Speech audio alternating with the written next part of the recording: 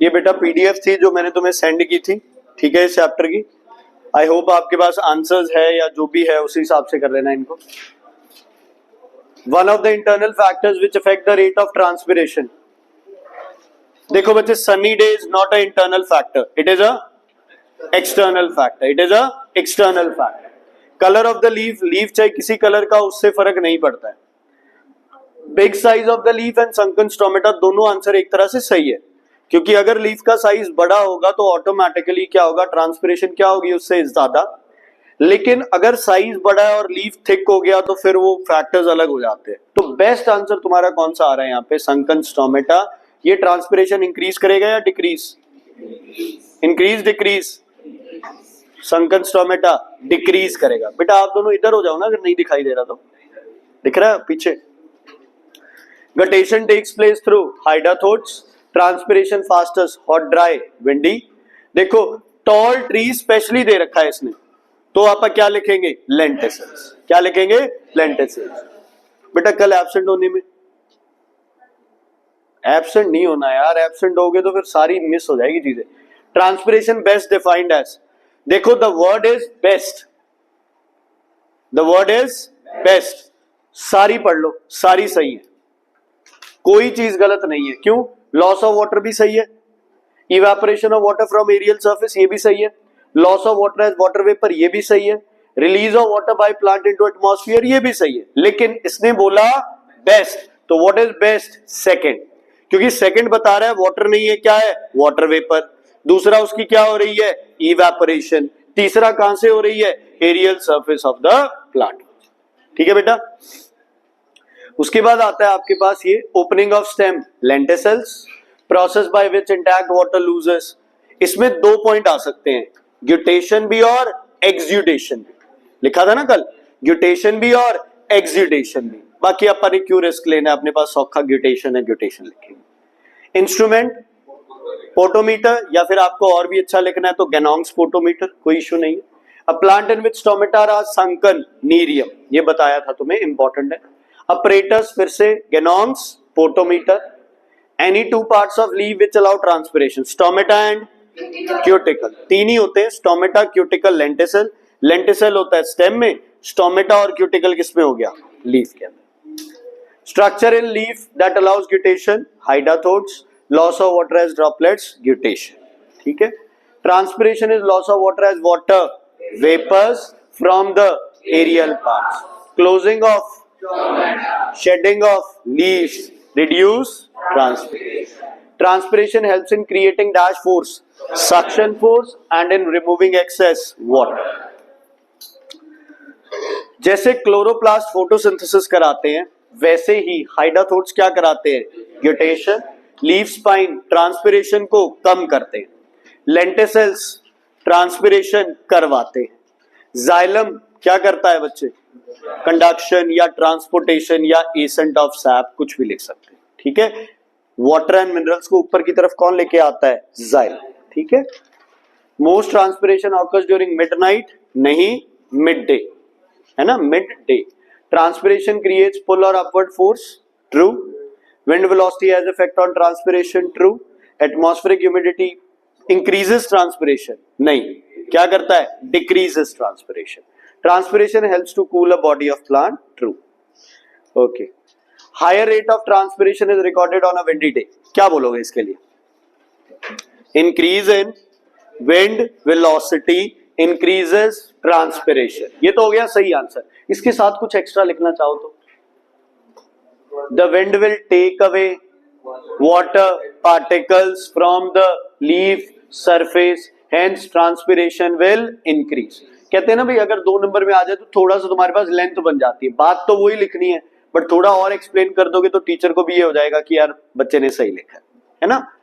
Excessive transpiration results in wilting of leaf, इसमें अभी तो यही लिखोगे कि the loss of water in the leaf causes wilting, but इसका सही आंसर तुम्हें चैप्टर 4 में मिलेगा।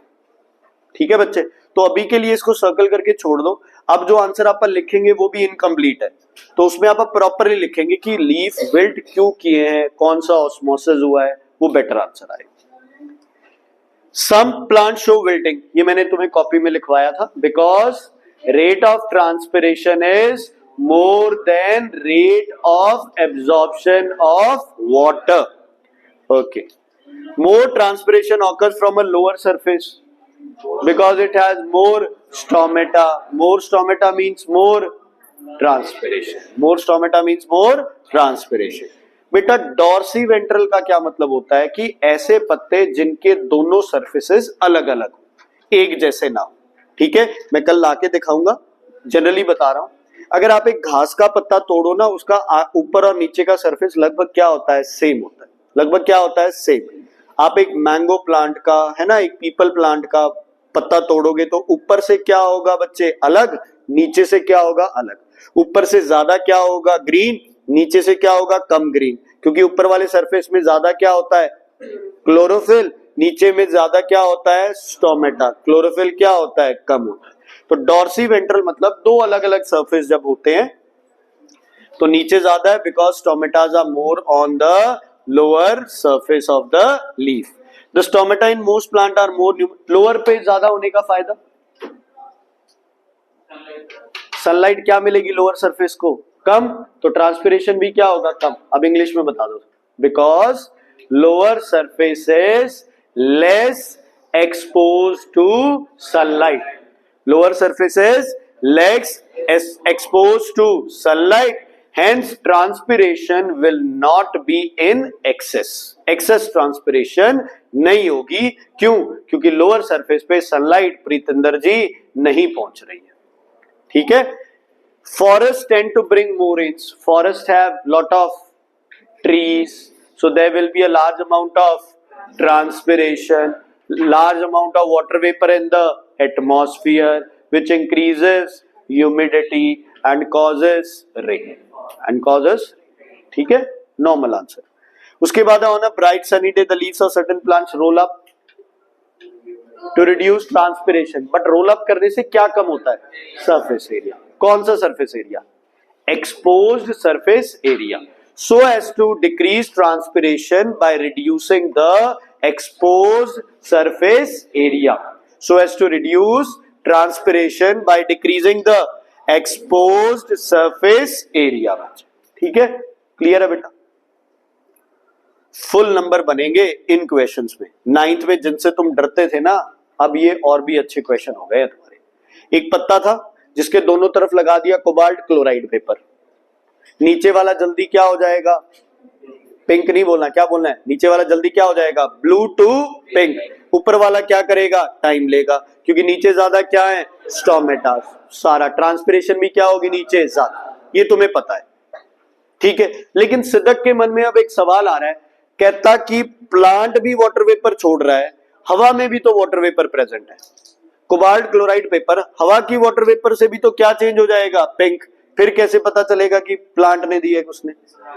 इसके ऊपर क्या लगा दी, ग्लास स्लाइड लगा दी. क्या लगा दी इसके ऊपर, ग्लास स्लाइड, प्लास्टिक शीट, कुछ भी लगा दो, ताकि जो कोबाल्ट क्लोराइड पेपर है इसका कांटेक्ट एटमॉस्फेयर से ना.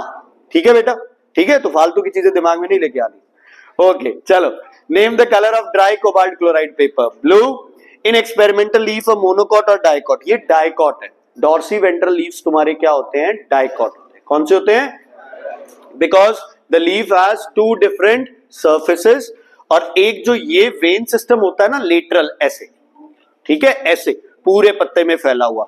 जब वेन सिस्टम पूरे पत्ते में फैला होगा, वेनेशन, ये आपका कौन सा लीफ होगा, डॉर्सी वेंट्रल. कौन सा होगा, डॉर्सी वेंट्रल. ठीक है जी, पूरे पत्ते में ऐसे फैला हुआ. बाकी मैं पत्ते लाके दिखाऊंगा, उससे और क्लियर हो जाएगा तुम्हें.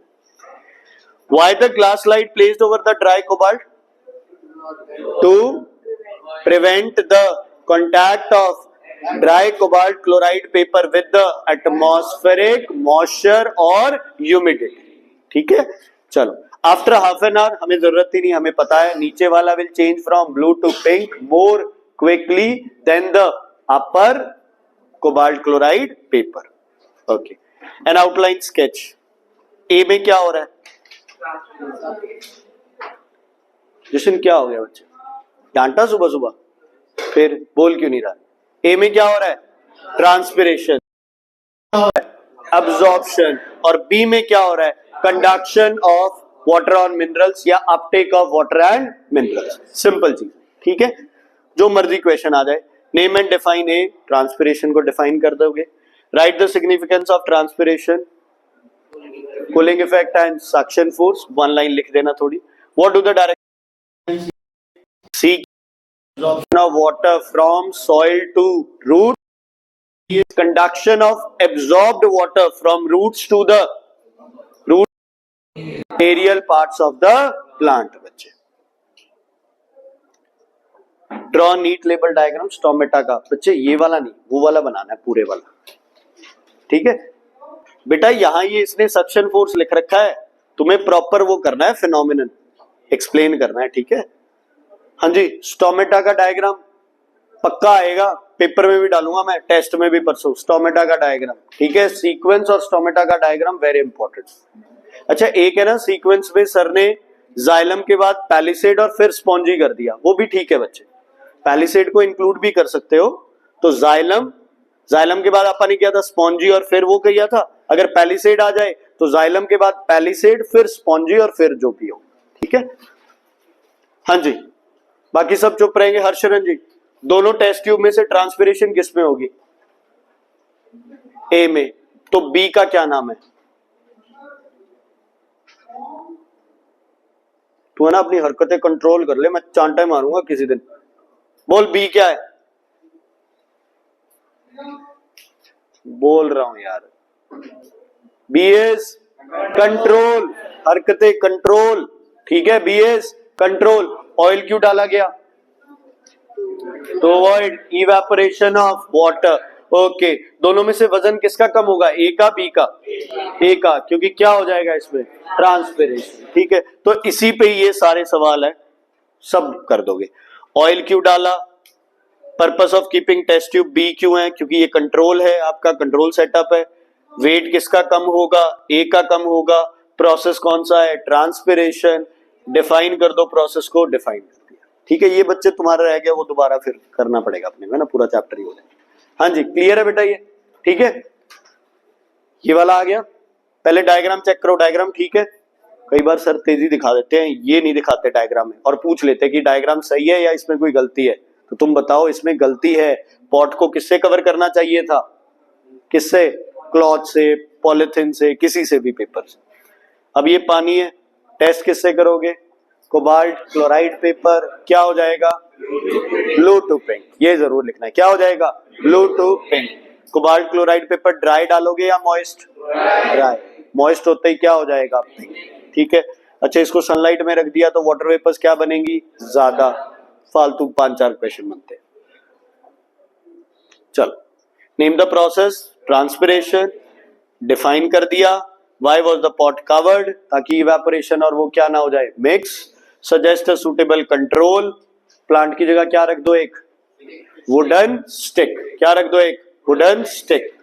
Okay, mention 2 ways in this process is beneficial, again suction force and cooling effect. अब देखो ये बार बार आ रहा है ना, और ट्रांसपिरेशन पे 2 या 3 डायग्राम के क्वेश्चन आ गए, बार बार पूछा जा रहा है कि ट्रांसपिरेशन का इंपॉर्टेंस बताओ। वन वर्ड में ग्यूटेशन और हाइडाथोट्स पे 3 या 4 क्वेश्चन आ गए, तो दिमाग लगाओ यार कि टीचर भी तो यही क्वेश्चन डालेगा, तो ये क्वेश्चन अपन ने गलत नहीं करने, ठीक है। ओके, ये समझा देता हूं तुम्हें। CaCl2 की एक प्रॉपर्टी बताओ, 9th की, याद हो तो। It is a deliquescent, okay, drying agent है एक तरह से, हाइग्रोस्कोपिक है। क्या एब्जॉर्ब कर लेता है, मॉइस्चर। मॉइस्चर एब्जॉर्ब करते ही अपना दिमाग घूमने लग जाएगा कि अच्छा ट्रांसपिरेशन में क्या रिलीज होगा, मॉइस्चर। उसे CaCl2 क्या कर लेगा, एब्जॉर्ब। यही है, उसे CaCl2 क्या कर लेगा, दोबारा बताओ, ट्रांसपिरेशन में क्या रिलीज होगा, मॉइस्चर। उसे CaCl2 क्या कर लेगा, एब्जॉर्ब। चलो, एक CaCl2 ऊपर है, एक नीचे है, एक ऊपर के सरफेस है, एक नीचे के सरफेस है, किसका वजन ज्यादा होगा, ऊपर वाले का, नीचे वाले का।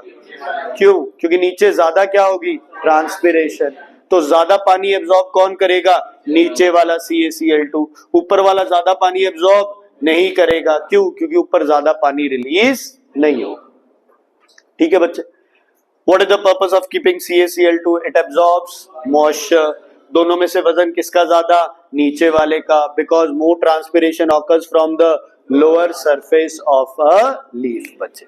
ठीक है, डॉर्सी वेंट्रल लीफ है या नहीं है, क्योंकि अगर ऐसे दो पे लग रहा है तो समझ लो ये कौन सा लीफ है, डॉर्सी वेंट्रल। अच्छा, एक ये क्वेश्चन है, what was the purpose of using a manometer, ये आप अगेन बच्चे 4th चैप्टर से हो, तो क्वेश्चन है ये 4th चैप्टर करेंगे तब ज्यादा समझ आएगा। ठीक है, कि कौन सा प्रेशर कहां लग रहा है। What do you mean by transpiration, सबसे औखा क्वेश्चन बोलो।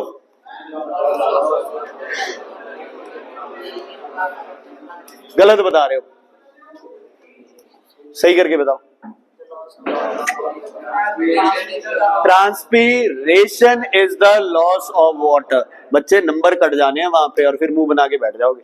पिछली बार एक बच्चे ने ए बी सी डी की जगह 1 2 3 लिख दिया था मैच द फॉलोइंग्स में, है ना, पूरे 5 नंबर गलत कर दिए, सारे ठीक थे बेचारे के। 75 मार्क्स आए उस बच्चे के आउट ऑफ 80। तुम खुद लगा लो भी क्या हालात होगी।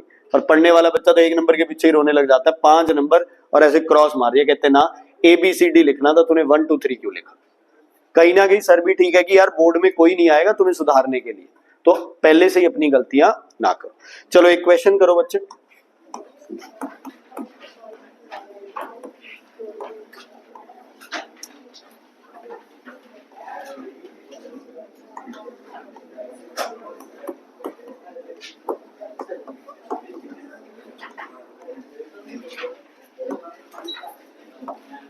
बी पॉइंट सेंटर में है ए और सी के, मोमेंट निकालो अबाउट बी, पहला पार्ट है, और दूसरा पार्ट है अबाउट सी। करो।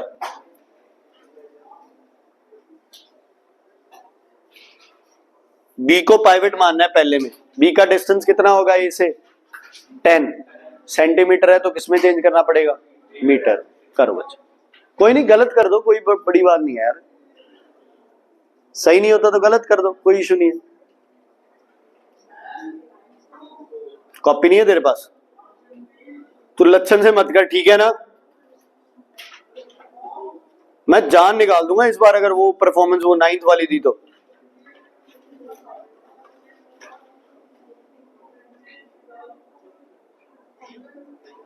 बेटा 20 सेंटीमीटर है, मीटर च नहीं करना ਆਪਾਂ ਇਹਨੂੰ, डिवाइड बाय 100 ਤੇ बी पॉइंट तो कितना डिस्टेंस है ਇਹਦਾ देख।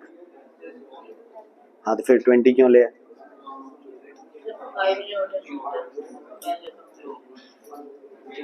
भाई अपना क्वेश्चन करो ना, तुम दूसरे को क्यों देख रहे हो।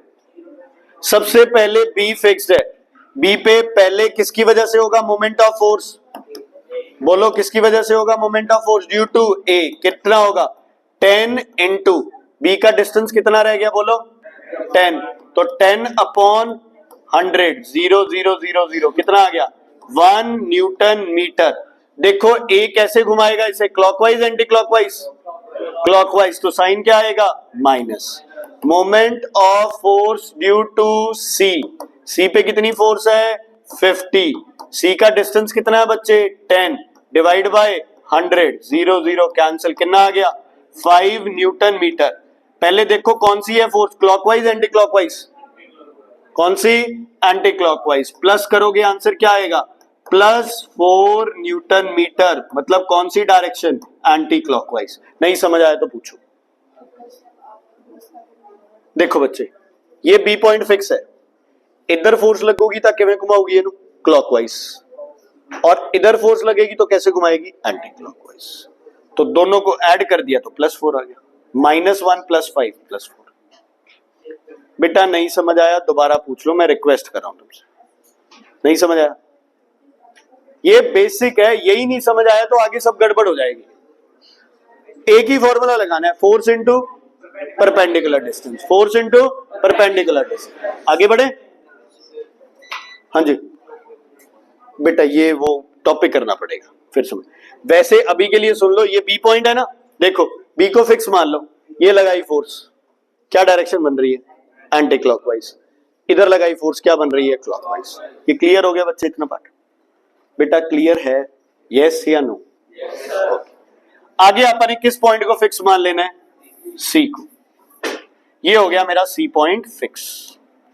बोलो भाई पहले मोमेंट ऑफ फोर्स किसकी वजह से, ए की वजह से, कितना होगा 10 मल्टीप्लाइड बाय, बोलो ए का सी से डिस्टेंस कितना है 20 अपॉन 100, कितना आ गया बच्चे 2 न्यूटन मीटर। चेक करो ये पॉइंट फिक्स है, फोर्स इधर लग रही है, कौन सी डायरेक्शन, क्लॉकवाइज, चाहे माइनस लगा दो चाहे क्लॉकवाइज। ठीक है बच्चे, क्लियर है। अब सी पे कोई और फोर्स लग रही है, बी पे फोर्स क्या है 0, तो उसका मोमेंट क्या होगा 0। सी पे खुद पे फोर्स लग रही है 50, लेकिन उसका आंसर क्या आएगा 50 इंटू 0, क्या आंसर आना है 0, तो आंसर क्या आ जाना है -2 न्यूटन। ठीक है। अगर मैं लिखता अबाउट ए, क्या लिखता बच्चे अबाउट ए, तो किसको फिक्स करते सतनाम आपा, ए को, तो अब क्या होता 50 इंटू 20 अपॉन 100, और इसकी वजह से मोमेंट कितना होता 0। ठीक है बच्चे, क्लियर है बेटा, कुछ समझ आया, बता दिया था आपने। ठीक है बेटा, इधर पर अब क्लियर है। तो ये आपका बेसिक चीज थी जिससे आपका क्या निकालते हैं मोमेंट। ध्यान से सुनना बच्चे, एक तो था मोमेंट ऑफ फोर्स, एक था टर्निंग इफेक्ट ऑफ फोर्स, इसको आप एक और नाम देते हो क्या, टॉर्क, सिंबल टो, तो वो कह रहे थे टो, ठीक है, टॉर्क का सिंबल है। एक्चुअल में तो यार ये सिंबल ऐसे बनता है, सही बताऊं तुम्हें, ऐसे एक्चुअल में तो ये होता है सिंबल। ठीक है, अपा कोई चक्कर नहीं है, जल्दबाजी में जैसे मर्जी, इज इट क्लियर, वैसे बनाना है वो बना लो, तुम्हारी मर्जी है, बट कोई चक्कर नहीं है उसमें। ठीक है, क्लियर है बेटा। Torque, moment of force, turning effect सब क्या है सेम, क्या लगता है फोर्स इनटू परपेंडिकुलर डिस्टेंस। ठीक है बच्चे, क्लियर है, कोई दिक्कत कोई परेशानी है तो बताइए, नहीं है, ओके। अब मैं तुम्हें दो मोशन बता रहा हूं, ट्रांसलेशन और rotation. Translation motion in straight line, rotation motion घूमना बॉडी में, है ना, अपने एक्सिस पे क्या करना, रोटेट करना। ठीक है बच्चे, ध्यान से सुनना, आपके पास मान लो एक बॉडी है जिसपे इधर लग रही है 20 न्यूटन्स और इधर भी लग रही है 20 न्यूटन्स। बताओ इसमें मोशन कौन सा होगा, ट्रांसलेशन या रोटेशनल, ट्रांसलेशन या रोटेशनल, ट्रांसलेशन होगा, यस और नो, यस और नो, इधर आ बच्चा, आजा जल्दी आजा। ट्रांसलेशन और रोटेशन, ट्रांसलेशन, ठीक है जी। जैसे कि हम लोग क्या कर रहे हैं बच्चे, ऊपर आ जाओ बच्चे, ऊपर आ जाओ। हम लोग क्या कर रहे हैं, ये इधर फोर्स लगा रहा है, इधर से पकड़ियो, उधर फोर्स लगानी है, मैं भी इधर फोर्स लगा रहा हूं, हम दोनों क्या लगा रहे हैं, बराबर फोर्स लगा रहे हैं। ठीक है, तो बॉडी क्या कर रही है, क्या कर रही है बॉडी, ट्रांसलेशन मोशन, बॉडी क्या कर रही है, ट्रांसलेशन मोशन। ठीक है, इधर आ, क्लियर है बेटा, कोई दिक्कत कोई प्रॉब्लम है तो बताइए, नहीं है, डन, ओके। तो आप लोग इस डायग्राम पे लिखोगे कौन सा motion, translation motion, equal forces, बाद में लिख लेना बच्चे, इक्वल फोर्सेस इन, बोलो बच्चे, in same direction at two different point of application. ठीक है, क्लियर है बच्चे, ओके। अगर मैं इन्हीं फोर्सेस को ऐसे कर दूं, बेटा कहीं भी पाइवट पॉइंट नहीं है, ध्यान रखना, कहीं भी पाइवट पॉइंट नहीं है। आ जाओ बच्चे, अब तू फोर्स लगाएगा इधर, मैं फोर्स लगाऊंगा इधर, फोर्स अभी भी हमारी क्या रहेगी, इक्वल। तू फोर्स लगा, चलो, क्या हो रहा है बच्चे, क्या हो रहा है, हमें ट्रांसलेशन हो रहा है, रोटेशन हो रहा है, रोटेशन। ठीक है, तो अगर आपके पास equal forces but in which direction बच्चे, ऑपोजिट डायरेक्शन हो जाए तो क्या हो जाएगा आपका मोशन, रोटेशन। कौन सा मोशन हो जाएगा, रोटेशन। समझ आ गई बेटा, क्लियर है। तो कई बार क्वेश्चन आता है, two equal forces acting at two different point of application in different direction, rotation, two equal forces but acting in the same direction, translation motion. ठीक है बच्चे, क्लियर, कोई दिक्कत कोई परेशानी, कॉपी कर लिए, कर लो बच्चे, कॉपी कर लो, कर लिया यार, बाद में कर लिया, एक मिनट रुक जा, थोड़ा और काम। थोड़ा सा है ना, फिजिक्स की जब तक क्लास होगी थोड़ा सा ये आगे वाली लाइन ये सारे पीछे होके बैठा करो, ठीक है, क्योंकि वो यार फिर मूवमेंट नहीं होती है ना इधर।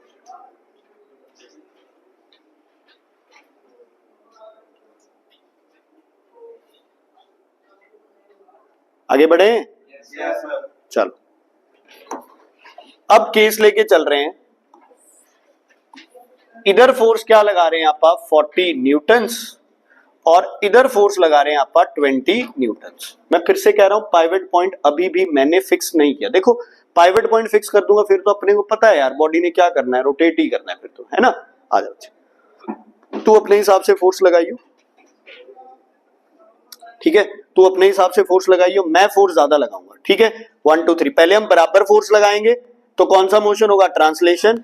फिर मैं फोर्स ज्यादा लगाऊंगा तो तुम मेरा मोशन चेक करना, ठीक है। चलो तू लगाता रहे सेफ। क्या हो गया, क्या हो गया, क्या हो गया, rotation as well as translation. और ट्रांसलेशन किस डायरेक्शन में होगा, जिस डायरेक्शन में फोर्स क्या लग रही है, ज्यादा। अगर ये ज्यादा फोर्स लगा रहा होता तो ये घूम के उधर दीवार में चला जाता, यही होता ना बेटा। समझ आई बात या नहीं आई? देखो अगर ऐसी है बात तो यहां पे दो तरह के मोशन होंगे, एक होगा रोटेशनल, किस डायरेक्शन में होगा, किस डायरेक्शन में होगा, रोटेशनल, क्लॉकवाइज, ठीक है। क्यों, क्योंकि अगर 20 न्यूटन होता तो बॉडी सिर्फ ट्रांसलेशन करती, तो जो एक्स्ट्रा 20 न्यूटन है वो क्या करा रहा है बच्चे, रोटेशनल, क्या करा रहा है। तो और इसमें साथ में कौन सा मोशन हो रहा है, ट्रांसलेशन, किस डायरेक्शन में, इस डायरेक्शन, ठीक है, किस डायरेक्शन में, आगे। तो मतलब बॉडी क्या कर रही है, आगे भी चल रही है और क्या कर रही है, रोटेट भी कर रही है, आगे भी चल रही है और क्या कर रही है, रोटेट भी कर रही है। समझ आ गई बेटा। तो इसका क्या लिखोगे, अनइक्वल फोर्सेस। अगर अनइक्वल फोर्सेस बॉडी पे लगेगी तो वो ट्रांसलेशन के साथ साथ क्या दिखाएगा, रोटेशनल। लेकिन two different point of application है, समझ आ गई ना। क्या है बच्चे, two different point of application, translation as well as rotation. Is it clear? कोई दिक्कत, कोई परेशानी? समझ आ गई बच्चे? ये इस पे यार बहुत बार क्वेश्चन आ जाता है 1 या 2 नंबर में, ठीक है। चल हटा दो इसे, आगे बढ़ते हैं। अगला केस, ये लग रहा है 40 न्यूटन्स और इधर से लग रहा है 20 न्यूटन्स, ठीक, क्लियर है। आ जा भाई, तू किस डायरेक्शन में लगाएगा, इधर लगाएगा, मैं तेज ज्यादा फोर्स लगाऊं, ठीक है। ठीक है बच्चे, ये लगा रहा है 20 न्यूटन, मैं भी 20 न्यूटन, एक चक्कर हम सेम फोर्स से काटेंगे, बाद में मैं अपनी फोर्स बढ़ा दूंगा, ठीक है। चलो ठीक है, अब मैं फोर्स बढ़ाऊंगा, तू सेम ही घूमता रहे, घूम घूम घूम घूम घूम घूम घूम घूम। अब मैं इसको खींच के किधर ले आऊंगा, इधर ले आऊंगा। यस और नो? मैं फोर्स ज्यादा लगा रहा हूं तो मैं रोटेशन के साथ साथ बॉडी को किधर धक्का दूंगा बच्चे, आगे की तरफ। किधर, मतलब 20 न्यूटन तो बॉडी को क्या कराएगी बच्चे, रोटेट, क्या कराएगी। और जो एक्स्ट्रा 20 न्यूटन आप लगा रहे हैं वो बॉडी को कौन सा मोशन कराएगी, आगे। अभी भी पाइवट पॉइंट क्या नहीं किया अपने, फिक्स नहीं किया। तो अगर अनइक्वल फोर्सेस लग रही है, केस कोई भी हो, चाहे इस डायरेक्शन में चाहे ऑपोजिट डायरेक्शन में, motion rotational as well as क्या आना है, ट्रांसलेशन। इसका रोटेशन मोशन किस डायरेक्शन में होगा बताओ, ये ऐसे और ये ऐसे, कौन सी डायरेक्शन बन गई, क्लॉकवाइज। और ट्रांसलेशन क्या हो गया, आगे की तरफ। ठीक है बच्चे, बैठो। ठीक है बच्चे, क्लियर है? कोई दिक्कत, कोई परेशानी? कोई दिक्कत, कोई परेशानी? ये पेज ही छोड़ दो, ये आप बाद में कॉपी कर लेना उससे, ठीक है। अच्छा सुनो बच्चे, अब ध्यान से। गाड़ी का टायर घूमता है, ठीक है, आपने जैक लगा दिया गाड़ी के और गाड़ी के टायर आप घुमा रहे हो, हवा में घूमते रहेंगे एक ही जगह, सिर्फ कौन सा मोशन है उसमें, रोटेशनल मोशन। जैसे ही जमीन पे लगता है घूमने के साथ साथ आगे भी चलता है। क्यों क्यों क्यों? अच्छा, कीचड़ है, ऑयल डाल दिया, पानी है, एक ही जगह पे क्या करता है, स्लिप करती है। ट्रांसलेशन मोशन में क्या आती है, दिक्कत आती है ना। तो इस पे क्या कंसेप्ट चल रहा है, फ्रिक्शन का। मतलब ध्यान से सुनना, जब टायर घूम रहा है तो इधर लग रही है मान लो 100 न्यूटन्स और इधर भी लग रही है कितने न्यूटन्स, 100 न्यूटन्स। टायर सिर्फ कौन सा मोशन दिखाएगा, रोटेशनल मोशन। कौन सा मोशन दिखाएगा, हवा में है टायर अभी, जैसे ही टायर को जमीन पे लगाओगे टायर कौन सा मोशन साथ में दिखाएगा, ट्रांसलेशन। मतलब जो इक्वल फोर्सेस थी वो अब क्या हो गई, अनइक्वल। कैसे, जैसे ही जमीन पे लगाया इस टायर पे क्या एक्ट करेगा बच्चे, बोलो कौन एक्ट करेगा, फ्रिक्शन। हमेशा किस डायरेक्शन में, ऑपोजिट। तो जो ये 100 न्यूटन थी ये घट के कितनी हो गई, मान लो 50 न्यूटन। कितनी हो गई, 50 न्यूटन। तो बॉडी क्या करेगी, 50 न्यूटन से तो क्या करेगी, रोटेशनल, और बचे हुए 50 से क्या करेगी, ट्रांसलेशन। जैसे ही मैं नीचे ऑयल ग्रीस डाल के फ्रिक्शन को 0 कर देता हूं, बॉडी दोबारा क्या करने लग जाएगी, रोटेशनल मोशन। समझ आ गई बच्चे, इज इट क्लियर। तो जब अनइक्वल फोर्सेस लग रही हैं तो समझ लो ट्रांसलेशन एज वेल एज क्या है, रोटेशन। सेम डायरेक्शन में लग रही है तो ट्रांसलेशन, ऑपोजिट डायरेक्शन में लग रही है तो रोटेशन। कौन सी, इक्वल फोर्सेस। समझ आ गई बच्चे, क्लियर है, कोई दिक्कत कोई परेशानी। ओके, हम कल से पढ़ रहे हैं और हमने एक चीज पढ़ लिया है कि अगर पाइवट पॉइंट से जितनी दूरी पे फोर्स लगाओगे चीजों को घुमाना उतना ही क्या हो जाएगा, इजी। क्या हो जाएगा, जितना आप पाइवट के पास फोर्स लगाओगे घुमाना क्या हो जाएगा, मुश्किल। क्योंकि प्रोडक्ट क्या आता है, force into perpendicular distance. Distance ज्यादा हो गया तो किरत फोर्स क्या होगी, कम, और डिस्टेंस कम हो गया तो फोर्स क्या हो जाएगी, ज्यादा। इसीलिए बाइक हैंडल कहां से, साइड से, स्टीयरिंग कहां से, साइड से, वो जो है ना मशीन का जो हैंडल है साइड में, हैंड फ्लावर ग्राइंडर आटा चक्की वो भी कहां से, साइड से। हर चीज को कहां से होल्ड करो, एंड से होल्ड करो ताकि फोर्स क्या लगानी पड़े, कम। ठीक है, एक सिंपल सा एग्जांपल दे रहा हूं। फुटबॉल जब किक करते हैं बच्चे, है ना, मान लो ये अपनी पूरी लात है ना, फुटबॉल पे आप मैक्सिमम इफेक्ट कहां से प्रोड्यूस करोगे, बिल्कुल एंड से। क्यों, डिस्टेंस क्या हो गया, ज्यादा। तो फुटबॉल को दूर भेजने के लिए फोर्स क्या लगानी पड़ेगी, कम। कम लगानी पड़ेगी ना। और अगर आप फुल फोर्स लगा रहे हो तो डिस्टेंस भी ज्यादा, फोर्स भी ज्यादा, बॉल क्या करेगी, दूर जाएगी। उसी बॉल को आप घुटने से मार के देखो कितनी दूर जाएगी, थोड़ी दूर जाएगी, ज्यादा, थोड़ी दूर जाएगी। उसको आप थाई से हिट करके देखो, थोड़ी दूर जाएगी, ज्यादा, बहुत कम जाएगी, है ना। और यहाँ पे जहां ये है, मार के देखो क्या करेगी, बॉल जाएगी ही नहीं दूर।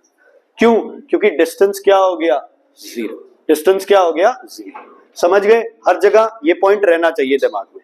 ठीक है जी, कहीं आ जाए इसका लॉन्ग हैंडल क्यों होता है, चुपचाप लिखो, डिस्टेंस ज्यादा है तो फोर्स क्या लगानी पड़ेगी, कम। चलो, हाँ जी। बैट में भी क्रिकेट खेलते हो, सच वाला, गेम वाला नहीं, सच वाला। ठीक है, बैट के नीचे ये वाली जगह बोलते हैं स्वीट स्पॉट, बोलते हैं ना।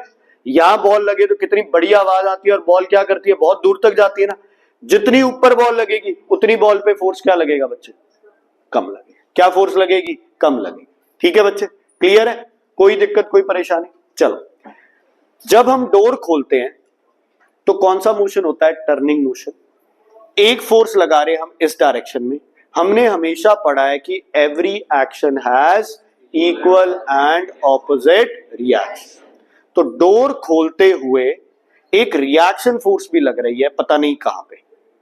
आया गुरमत, डोर खोलते हुए एक रिएक्शन फोर्स लग रही है, मान लो इधर आए।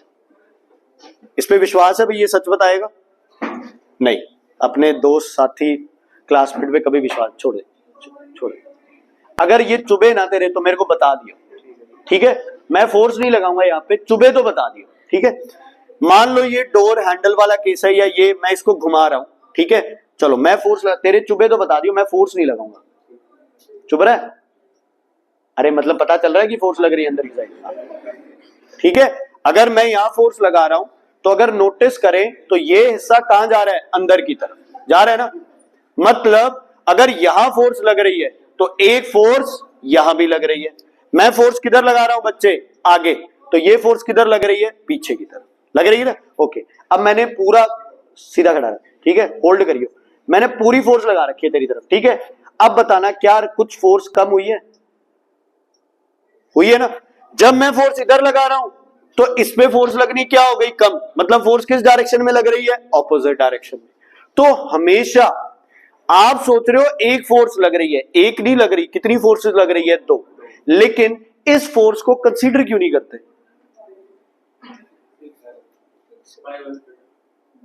अगले की जान निकल रही है, हम कह रहे हैं इस फोर्स का कोई इफेक्ट ही नहीं है, क्योंकि ये कहां लग रही है?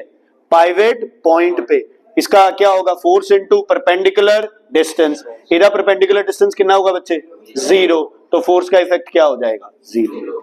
तो डोर में भी जब आप साइड में फोर्स लगा रहे हो तो एक फोर्स कहां लग रही है? उसके हिंज पे। कहां लग रही है? कहां लग रही है? हिंज। इसीलिए मिस्त्री ने बड़े सारे उस पे नट लगा के उसको टाइट कर रखा है, क्योंकि जितनी फोर्स आप लगाओगे उतनी हिंज पे लगेगी। कई बार जोर से फोर्स लगाई है ना, मम्मी पापा ने डांट दिया, जोर से ऐसे मार के गेट चले गए, तो हिंज तो टूट के नीचे आ जाएगी। होता है यार, इसमें क्या बड़ी बात है, हम अभी तक करते, तुम तो फिर भी बच्चे हो। तो जब एक फोर्स लग रही है बॉडी को रोटेट करने के लिए, पाइवेट पे हमेशा कौन सी फोर्स लगेगी? सेकंड। लेकिन उसका इफेक्ट क्या होगा? 0, बिकॉज परपेंडिकुलर डिस्टेंस क्या होगा? 0। ठीक है, तो जब भी चीज रोटेट करती है उसका पाइवेट पॉइंट प्रॉपरली क्या होना चाहिए? फिक्स, है ना। इसको लूज छोड़ दिया तो फिर बच्चे टूट जाएगी। Is it clear? समझ आ गया? तो एक ग्रुप ऑफ फोर्सेस काम करती है हमेशा, आप क्या बोलते हो? कपल। कपल मींस कौन सी फोर्सेस? 2 फोर्सेस। और मैग्नीट्यूड क्या होना चाहिए? Equal in magnitude and opposite in direction. ठीक है, what is couple? Couple is 2 forces, a pair of forces acting in different direction but equal in magnitude. इसको आप क्या बोलते हो? कपल। ठीक है, क्या बोलते हैं बच्चे इसे? कपल। ठीक है, क्लियर है? तो रोटेशन के लिए हर फोर्सेस कपल बना ही लेती है अपने आप। मैं 10 न्यूटन इधर लगा रहा हूं तो इधर भी कितना लग रहा है? 10 न्यूटन। इधर 20 लगा रहा हूं तो इधर भी कितना लग रहा है? 20 न्यूटन। तो जब भी आप चीजों को रोटेट करते हो, does it make a couple of force? Yes बच्चे, हर जगह लगता है। ठीक है, एक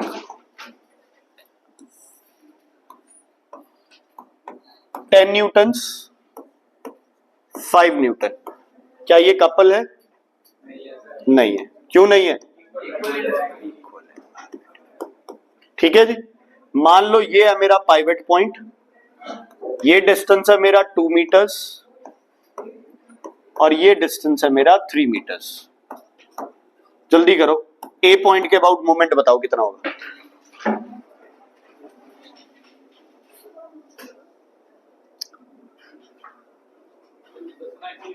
मोमेंट ऑफ फोर्स फॉर्मूला क्या होता है? Force into perpendicular distance. कर दो फिर, 2 फोर्सेज है, 2 परपेंडिकुलर डिस्टेंस है, 50 newton metre. Clockwise anti clockwise? Clockwise anti clockwise?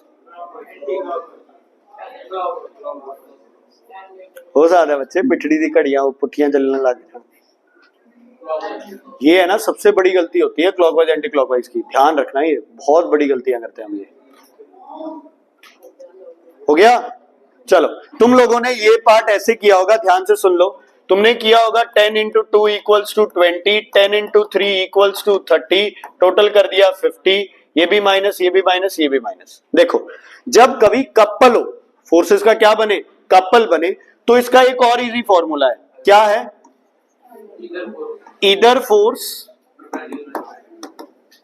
Multiplied by perpendicular distance between the forces.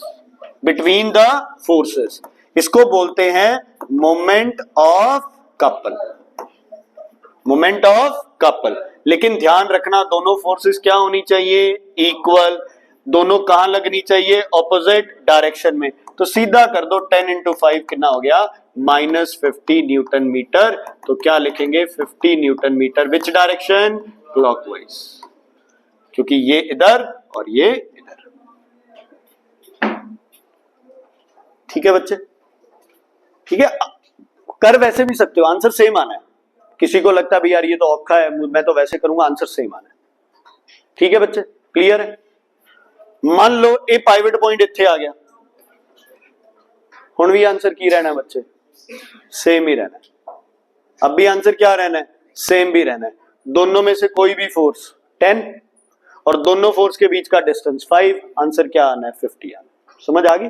मतलब मैं सिर्फ ये बता रहा हूं भाई, डोर में है ना, डोर में अगर दोनों तरफ ऐसे फोर्स लगा दो चाहे एक तरफ लगा दो, बात है। कई बार होता है ना, डोर सेंटर में पाइवेट होता है, एक बंदा निकलता है दूसरा बंदा एंट्री करता है, मॉल वगैरह में होते हैं ना वो शीशे वाले गेट, पार्क में भी होते हैं बहुत बार, है ना, एक तरफ से एंट्री होती है दूसरी तरफ से एग्जिट होती है।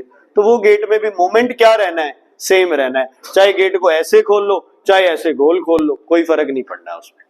ठीक है, क्लियर बच्चे? कोई दिक्कत कोई परेशानी? इसको क्या बोलते हैं, मोमेंट ऑफ कपल, जब फोर्सेस क्या लगे, equal and opposite. Okay, bike चला रहे हैं सब, बाइक चलानी है भाई।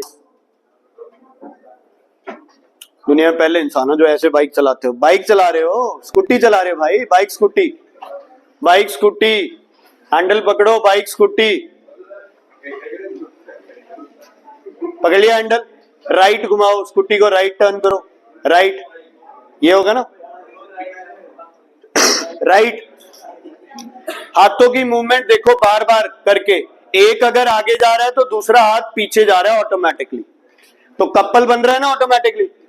कभी भी ये नहीं होगा कि तुम इस हाथ को ज्यादा घुमा दो और इसको कम घुमाओ, नहीं होता, ये अपना बना ही ऐसे हुआ है यार, ये मैकेनिज्म ही ऐसे बना हुआ।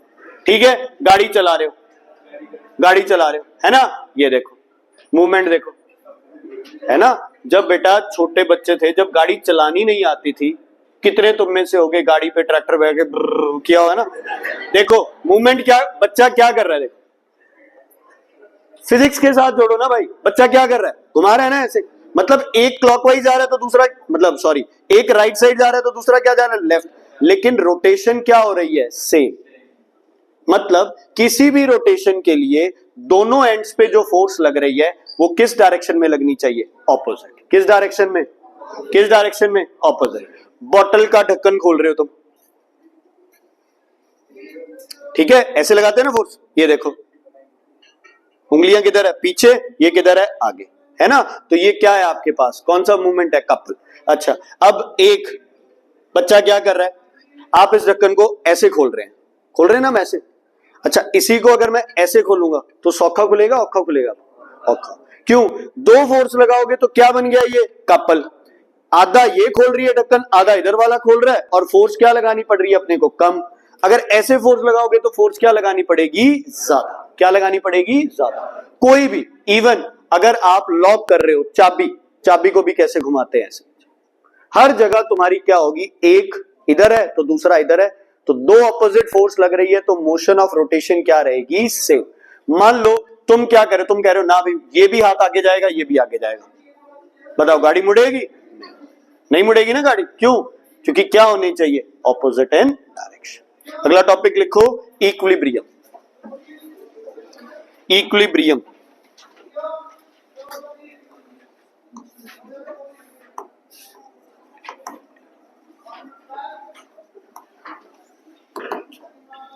इक्विलिब्रियम। बेटा स्कूल के साथ कुछ मिसमैच हो जाए, कुछ लगे ना, तुम लोग बता दिया करो, कोई ऐसी बात नहीं है भाई। हो सकता है कई बार मैं भी कोई गलती से कोई चीज गलत बता दूं, है ना, रट के आते हैं यार, कई बार कोई चीज मिस हो जाती है तो बता दिया करो, कोई ऐसी बात नहीं है। ठीक है, चलो इक्विलिब्रियम। इक्विलिब्रियम होती है बैलेंस स्टेट को बोलते हैं, किसको बोलते हैं, बैलेंस स्टेट। बैलेंस स्टेट कब होती है, जब या तो बॉडी पे फोर्स लगी ना रही हो, या फिर बॉडी पे फोर्स लग रही हो लेकिन बॉडी फिर भी क्या रहे, स्टेबल रहे, बॉडी क्या रहे, स्टेबल। क्या आप स्टेबल हो, अभी बैठे हो, स्टेबल हो, यस या नो, से यस नो, स्टेबल हो ना, कोई दिक्कत तो नहीं है, नीचे तो नहीं गिर रहे, ऊपर तो नहीं उछल रहे, क्या हो आप, स्टेबल। क्या आप पे अब कोई फोर्स लग रही है,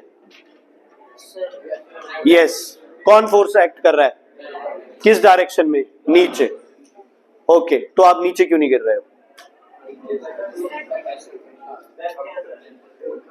तो नीचे क्यों नहीं गिर रहे, बैठे हो, क्या मतलब है, कुर्सी क्या कर रही है, फोर्स लगा रही है, किसके ऑपोजिट, वेट के ऑपोजिट, किस डायरेक्शन में, अपवर्ड डायरेक्शन में। उस फोर्स का क्या नाम था, वाह वाह, दिलजीत वाला गाना सुन के आया क्या सुबह सुबह, भी पानी आ रहा है तेरे दिमाग में, अब थ्रस्ट लग रही है, गधा ना हो तो, हद होगी, टेंशन फोर्स टंग रखे तेनू किते, हद सीरियसली यार है। नॉर्मल रिएक्शन कौन सी फोर्स थी, नॉर्मल रिएक्शन, भूल गए। A book lying on the table, weight in downward, normal reaction in upward direction. तो अब तुम्हारे पे वेट और नॉर्मल रिएक्शन दोनों क्या लग रहे हैं, बराबर लग रहे हैं, तो तुम्हारी बॉडी क्या है, सही बनी। अगर यही तुम्हारी पेपर की चेयर होती तो तुम शायद नीचे गिर जाते, क्योंकि नॉर्मल रिएक्शन उतना नहीं लग पा रहा है जितना वेट, या फिर लग भी रहा है तो वो पेपर क्या कर रहा है, उसको सहन नहीं कर पा रहा है वेट को। अब ये कुर्सी आपके वेट को सहन कर पा रही है, नॉर्मल रिएक्शन और वेट क्या हो गए, बराबर, तुम रेस्ट पे हो गए ना। अब मैं यहां खड़ा हूं तो मैं भी किस में हूं, रेस्ट पे हूं, मेरा वेट और नॉर्मल रिएक्शन क्या है, बराबर है। अगर किसी बॉल को हैंग कर दिया आपने हवा में, तो बॉल का वेट कहां एक्ट कर रहा है, नीचे, लेकिन टेंशन किधर एक्ट कर रही है, अपवर्ड्स, बॉडी किस में है, इक्विलिब्रियम में है। कोई बॉडी फ्लोट कर रही है तो वेट कहां एक्ट कर रहा है, नीचे, अपथरस कहां एक्ट कर रही है, ऊपर। फ्लोटिंग बॉडी में वेट और अपथरस क्या होते हैं, बराबर, तो फिर से वो क्या हो गई, इक्विलिब्रियम। समझ आ गई। इक्विलिब्रियम क्या है, लिखना है लिख सकते हो, when number of forces produce no change in the state of the body. मतलब फोर्स नहीं लग रही, फिर तो रहना ही यार बैलेंस है। If number of forces produce no change in the state of the body, body जैसे है वैसे पड़ी है, चाहे 50 और फोर्स लग रही है उस पे, उसको आप क्या बोलेंगे, इक्विलिब्रियम। दो तरह के इक्विलिब्रियम होते हैं बच्चे। The first equilibrium is static, the other equilibrium is dynamic. Static होता है बच्चे रेस्ट, और डायनामिक होता है मोशन। बॉडी रेस्ट में है तो स्टैटिक इक्विलिब्रियम है ना। और अगर बॉडी इक्वल, मतलब कोई गाड़ी है यूनिफॉर्म वेलोसिटी से चल रही है, मतलब एक्सेलरेशन ना हो किसी में, यूनिफॉर्म, ना ही तो स्पीड बढ़ाए ना ही स्पीड कम करे, तो उसे आप क्या बोलोगे, डायनामिक इक्विलिब्रियम। जैसे अब पंखा घूम रहा है, सेम ही स्पीड से घूमता रहता है, तो वो कौन सा इक्विलिब्रियम हो गया, डायनामिक इक्विलिब्रियम, है ना। जब आपने इसको बंद कर दिया तो उसको घुमाने वाली फोर्स क्या हो गई, कम, रोकने वाली फोर्स क्या हो गई, ज्यादा, अब वो इक्विलिब्रियम में नहीं है। जब पंखे को ऑन किया तो जब तक वो अपनी मैक्सिमम स्पीड पे पहुंचेगा तब तक इक्विलिब्रियम नहीं है, जैसे ही मैक्सिमम पे आ गया तब वो किस में आ गया, इक्विलिब्रियम। ठीक है बच्चे, ओके। रेन ड्रॉप ऊपर से जब नीचे गिरते हैं, उनकी स्पीड हर सेकंड 9.8 मीटर पर सेकंड बढ़नी चाहिए, यस या नो, है ना। इसीलिए आप जिस चीज को जितना ऊपर से फेंकेंगे वो उतनी ज्यादा स्पीड से आती है, क्योंकि ग्रेविटी हर सेकंड आपकी स्पीड कितनी बढ़ा देती है, 9.8 मीटर पर सेकंड। कोई पूछे ना ग्रेविटी इज 9.8 मीटर पर सेकंड स्क्वायर, इसका क्या मतलब है ना, कोई भी पूछ लेता है। तो सिंपल सा बताओ कि हर सेकंड तुम्हारी स्पीड 10 या 9.8 मीटर पर सेकंड बढ़ जाएगी, तो जितना टाइम हवा में ज्यादा रहोगे, मतलब सॉरी, जितना ज्यादा ऊपर से नीचे आओगे, जितना टाइम ज्यादा लगेगा नीचे आने में, तुम्हारी स्पीड उतनी ही ज्यादा क्या करेगी, बढ़ती रहेगी। ठीक है। अब रेन ड्रॉप बच्चे, बादल काफी ऊपर से आते हैं, 10, 12, 20 हजार फीट जितने भी है, तुम्हें पता है, वो ज्योग्राफी तुम पढ़ते हो, ठीक है। वो बहुत ऊपर से आते हैं रेन ड्रॉप्स हर सेकंड। चलो धरती पे आते हुए एटलीस्ट उन्हें 2-3 सेकंड तो लगते होंगे, यस और नो, लगते हैं। तो आपा कर लेते हैं 5 सेकंड लगते हैं, चलो 5 into 10 कर लो, कितनी स्पीड होगी, 50 मीटर पर सेकंड। अपने को मीटर पर सेकंड का कोई अंदाजा नहीं है, अपने को किसका अंदाजा है, किलोमीटर का, है ना, किलोमीटर का। मीटर पर सेकंड से किलोमीटर पर आवर में करते हैं, क्या होती है, क्या करते हैं, 18/5, कितना हो गया, किलोमीटर पर आवर। 180 की स्पीड से आगे कोई आपको लगे तो गोली की स्पीड हो गई बच्चे, हो गई ना। और रेन ड्रॉप बच्चे, नॉर्मली बारिश आ रही होती है, बारिश में चाहे आप नॉर्मल जाओ, कोई पेन होती है अपनी बॉडी में, नहीं। हाँ, कोई बहुत रेयर केस होता है जो बहुत हैवी शावर आ रहा है, तब थोड़ा बहुत पता चलता है, उसमें भी ये नहीं है कि कोई चोट लगे, ठीक है, नॉर्मल है अपने। लेकिन इससे कोई भी चीज आएगी, चाहे वो छोटा सा पत्थर भी है, तो वो चोट पहुंचा सकता है। ये क्यों नहीं पहुंचाता, क्योंकि जब वो बारिश, पानी ऊपर से नीचे आ रहा है, तो उसको क्या फेस करना पड़ रहा है, फ्रिक्शन, है ना। और एक रेन ड्रॉप बहुत हल्का है, हल्की चीज को फ्रिक्शन क्या करने की कोशिश करेगी, रोकने की। जैसे आपने पढ़े थे ना, feathers take time, iron ball falls quickly. अगर फ्रिक्शन ना हो तो ये बुलेट की स्पीड से आएंगे। हवा का फ्रिक्शन है तो जितनी स्पीड बढ़ रही है उतनी स्पीड हवा क्या कर देती है, उसकी कम, चेंज इन स्पीड क्या हो जाता है, 0। तो ये भी आपका कौन सा इक्विलिब्रियम हो गया, डायनामिक इक्विलिब्रियम। रेन ड्रॉप पे कितनी फोर्सेस एक्ट कर रही हैं बताओ, 2। पहली वेट, दूसरी friction due to air. Friction due to air normal reaction होता है जहां सरफेस हो किसी का, हवा का तो कोई सरफेस ही नहीं है। तो अगर नीचे आ रहा है तो ग्रेविटेशनल फोर्स उसे पुल कर रही है, फ्रिक्शन उसे क्या कर रही है, पुश कर रही है। दोनों फोर्सेस क्या हो गई, बराबर। तो पहले जो स्पीड थी उसकी बादल से निकलते ही लगभग वो उसी स्पीड से ही नीचे आता रहता है। अगर वजन ज्यादा हो गया, क्या बोलते हैं पंजाबी में, गड़े बोलते है ना, गड़े का मास क्या हो जाता है ज्यादा, तो गड़ा लगेगा तो यार फिर गड्ढा हो जाएगा ना, दर्द होगा। क्यों, क्योंकि उसका मास ज्यादा है बच्चे। हवा उस पर फ्रिक्शन तो लगा रही है, लेकिन हो सकता है उसके मास और फ्रिक्शन जो है तो वो सॉरी वेट और फ्रिक्शन दोनों क्या ना हो, बराबर ना हो, तो उसकी स्पीड धीरे धीरे क्या होने लग जाए, बढ़ने लग जाए। यही जब स्नो गिरती है, किसी ने स्नोफॉल देखी है कभी, है? जब स्नोफॉल होती है ना तो ऐसे नहीं है कि बड़े बड़े मास आइस के आ रहे हो, जैसे यार रुई नहीं आती है ना, जैसे भी रूं गिरते हैं या फर गिरते हैं, जैसे किसी नॉर्मली यार जैसे अपने पेट्स के बाल नहीं झड़ते जैसे, बस वैसे हल्के हल्के छोटे छोटे पीसेस स्नो के आते हैं, और वो बारिश से भी स्लो होते हैं। क्यों, क्योंकि उनका थोड़ा वॉल्यूम ज्यादा है, तो अपथरस लगेगी उनपे, वो क्या करेंगे, बड़े धीरे धीरे धीरे धीरे क्या आएंगे, धरती पे आएंगे। ठीक है, ऐसे तो नहीं आते, आते तो ऐसे ही, बट धीरे धीरे आएंगे। ठीक है, तो डायनेमिक और स्टैटिक इक्विलिब्रियम समझ आ गया, क्लियर है बेटा? कोई दिक्कत कोई परेशानी इसमें है तो बताइए, नहीं है? चलो सुनो, ये मीटर स्केल है, सुन लो यार, कुछ तो इज्जत किया है, ऐसे बुक बंद कर देते हैं मुंह के सामने। ये मीटर स्केल है आपके पास, इसको मैंने यहां से हैंग कर दिया 50 वाले मार्क से, ये इधर गिर रहा है,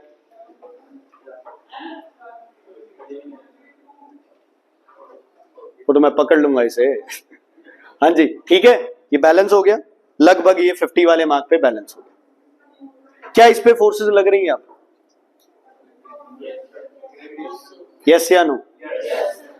इधर वाले पे भी कौन सी फोर्स लग रही है, इधर वाले पे भी कौन सी लग रही है, इधर वाली ग्रेविटेशन किधर पुश कर रही है, इधर। मोशन देखो कौन सा होगा, अरे तुम बताओ कौन सा होगा, एंटी क्लॉक। अच्छा, इधर वाली किधर करेगी, क्लॉकवाइज। अच्छा, ये बैलेंस क्यों है, क्योंकि एंटी क्लॉकवाइज और क्लॉकवाइज दोनों क्या हो गए, बराबर।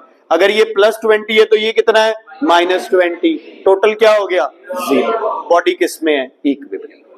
मतलब इक्विलिब्रियम पे टोटल मूवमेंट बॉडी का क्या होगा, 0। क्लॉकवाइज और एंटी क्लॉकवाइज क्या होंगे, बराबर। बात सुन लो सारे, सुन लो सारे। एक तो मंडे को बायो का टेस्ट है, ठीक है बेटा, 1-2 दिन और जब सेटल हो गए वो चैप्टर मैं दोबारा करा दूंगा, लेकिन चाहे आप एब्सेंट थे नहीं थे, इतना वो चैप्टर सबको आता है कि वो कर सकते हैं। कल मैंने वो सारा समझाया था दोबारा, ठीक है। एक तो टेस्ट है, दूसरा ध्यान से सुन लो, मैंने न्यूमेरिकल शेयर किए हैं तुम्हें, क्योंकि अब आप 3 दिन बाद मिल रहे हैं एक तरह से, आज का पूरा दिन, संडे का पूरा दिन, मंडे को आप मिलेंगे शाम को, तो 3 दिन हो गए एक तरह से तुम्हारे पास। तो 10 या 11 न्यूमेरिकल करके आने हैं जो मैं आपके साथ शेयर करूंगा, एग्जांपल्स तुम्हारी प्रैक्टिस के लिए मैंने दिए, क्वेश्चंस तुम करके आओगे, ठीक है। और अब नाम, अच्छा एक और चीज सुनो सुनो,